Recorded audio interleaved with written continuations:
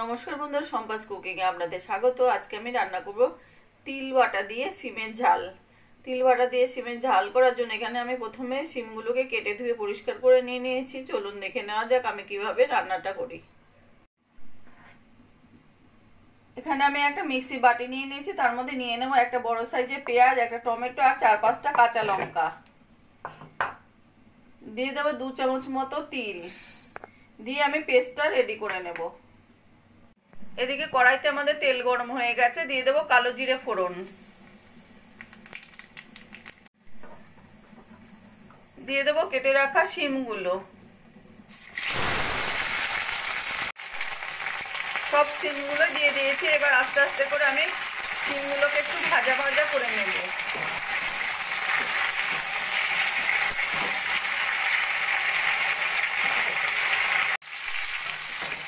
শিম আমি 2-3 মিনিট মতো বেশ ভালো করে ভাজা ভাজা করে নিয়েছি।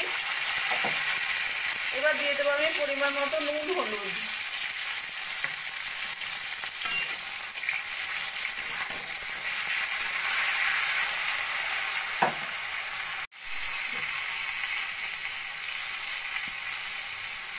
দিয়ে দেবো পেঁয়াজ, টমেটো, তিল আর কাঁচা লঙ্কার পেস্ট। পেস্টটা ভালো করে শিমের সঙ্গে মিশিয়ে দেব। এইভাবে আস্তে আস্তে করে শিমের সঙ্গে মিশিয়ে দেব।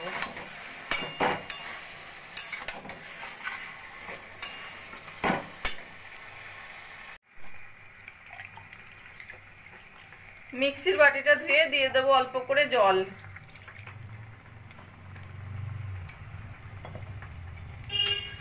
ভালো করে মিশিয়ে নেব।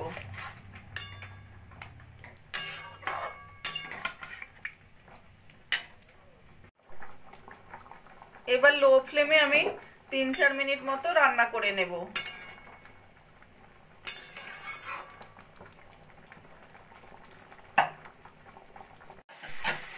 3-4 মিনিট মতো লো ফ্লেমে রান্না করে নিয়েছি। শিমের ঝালটা আমাদের বেশ মাখা মাখা হয়ে গেছে আর শিমগুলো সিদ্ধ হয়ে গেছে। এবার দিয়ে দেবো আমি কিছুটা ধনেপাতা কুচি।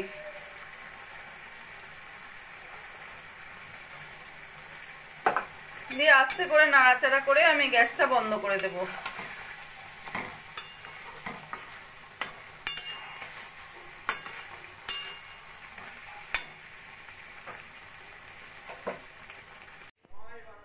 তিল বাটা দিয়ে সিমের ঝাল রান্নাটা আমার কমপ্লিট হয়ে গেছে। আমার এই রেসিপিটা যদি ভালো লাগে আপনারাও বাড়িতে বানিয়ে দেখতে পারেন। গরম গরম ভাতের সঙ্গে খেতে অসাধারণ লাগবে। আর কমেন্ট করে জানাবেন কেমন লাগলো। প্লিজ লাইক, শেয়ার ও সাবস্ক্রাইব করবেন।